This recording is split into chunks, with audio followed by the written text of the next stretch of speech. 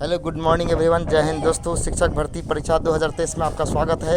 आज की इस एपिसोड में हम लोग कुछ महत्वपूर्ण जीके क्वेश्चंस के बारे में जानेंगे। ये सारी की सारी क्वेश्चंस विभिन्न सब्जेक्ट्स लिया गया जो कि आपके एग्जामिनेशंस के लिए बड़ा ही इंपॉर्टेंट होने वाला है। इसलिए बिना देरी के हम लोग वीडियो की स्टार्ट करते हैं। देखें क्या है आपकी स्क्रीन पर। पहला क्वेश्चन है, वायुमंडल में ओजोन परत हमारी रक्षा किन किरणों से करती है? जी हाँ दोस्तों, तो क्वेश्चन है वायुमंडल में ओजोन परत हमारी रक्षा जो है किस किरणों से करती है? वह है पराविकिरण। आपको पता होना चाहिए कि ओजोन मंडल जो होता है सूर्य से निकलने वाली पराबैंगनी किरण को अवशोषित कर पृथ्वी को भयंकर गर्मी से बचाती है। अगर यह पराबैंगनी किरण धरातल पर आ जाएगी तो सभी जीव जंतु जल करके राख हो जाएंगे।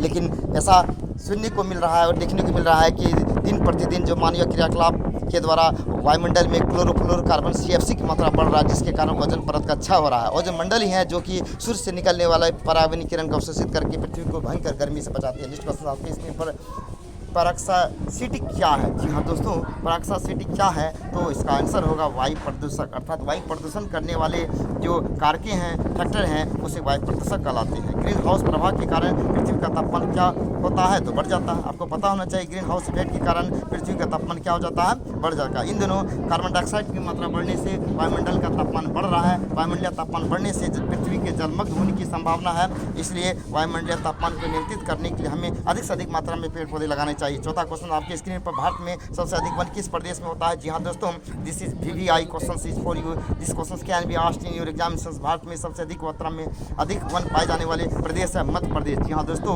मध्य प्रदेश में सबसे ज़्यादा वन पाया जाता है। अगर प्रतिशत की बात करें तो सबसे ज़्यादा वन पाए जाने वाले प्रदेश जो है आपका मिजोरम है, और सबसे ज़्यादा वन पाए जाने वाले जो स्टेट है मध्य प्रदेश है। क्वेश्चन नंबर 5 आपके क्वेश्चन, वायुमंडल में कौन सी गैस सर्वाधिक पाई जाती है? जी हाँ दोस्तों, आपको पता होना चाहिए वायुमंडल में सबसे ज़्यादा मात्रा में पाई जाने वाली गैस नाइट्रोजन है, जबकि ऑक्सीजन 21%, कार्बन डाइऑक्साइड 0.03%, आर्गन 0.93% और 1% में अन्य गैसें हैं। इस प्रकार हम लोग कह सकते हैं कि वायुमंडल में सबसे अधिक मात्रा में पाई जाने वाली गैस नाइट्रोजन जो कि 78% है।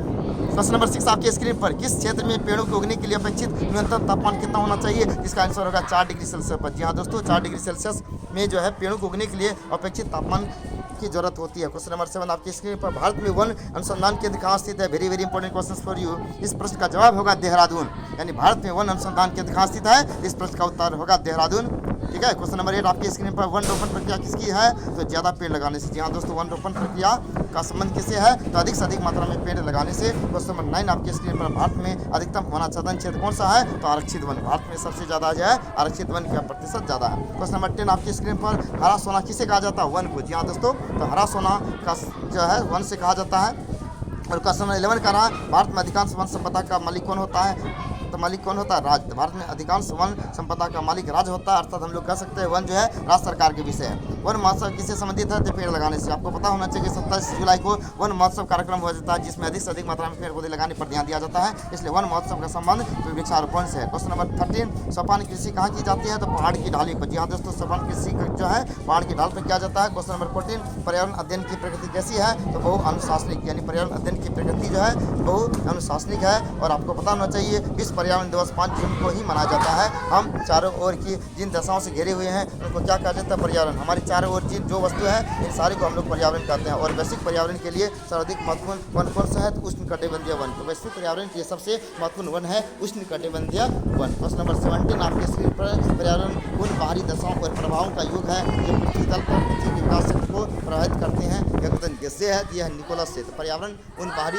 दशाओं और प्रभावों का योग है जो पृथ्वी तल और जीवों के विकास चक्र को प्रभावित करते हैं। तो यह कथन किसने दिया है? तो निकोलस ने। क्वेश्चन नंबर 18, पर्यावरण एक वह शक्ति है जो हमें प्रभावित करती है। यह कथन किसका है? वह CC पार्कर का। तो पर्यावरण वह वह शक्ति है जो हमें प्रभावित करती है। यह कथन CC पार्कर का है। तो वो जगह आपको इजे रॉस मिलेगा इस प्रश्न का जवाब। और विश्व में पर्यावरण जागरूकता की शुरुआत किसने की थी? तो विलियम हेवेट ने। यानी विश्व में पर्यावरण जागरूकता की शुरुआत कार्यक्रम की जो शुरुआत है विलियम हेवेट ने किया था। क्वेश्चन नंबर 20, पर्यावरण का जैविक कारक क्या है? तो वनस्पति। जी हाँ दोस्तों, पर्यावरण का जैविक कारक है वनस्पति है। क्वेश्चन नंबर 21 का रहा, यह कथन किसका है? जीवों के पारिस्थितिक कारकों का योग पर्यावरण है। तो ए फिटिंग। यानी यह कथन किसका है?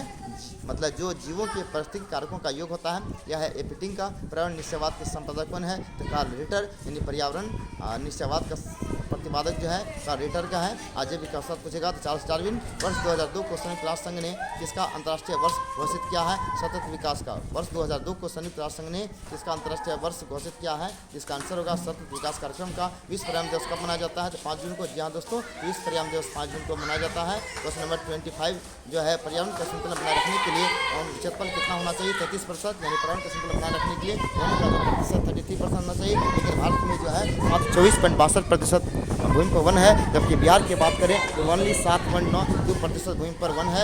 इसलिए हमें अधिक से अधिक मात्रा में वन लगाने की जरूरत है ताकि वन का क्षेत्रफल बढ़े और पर्यावरण को सुंदरता बढ़ सके और पर्यावरण को दूषित होने से रोका जा सके। ये थे कुछ महत्वपूर्ण क्वेश्चन साथ ही एग्जाम्स के लिए काफ़ी इंपॉर्टेंट है।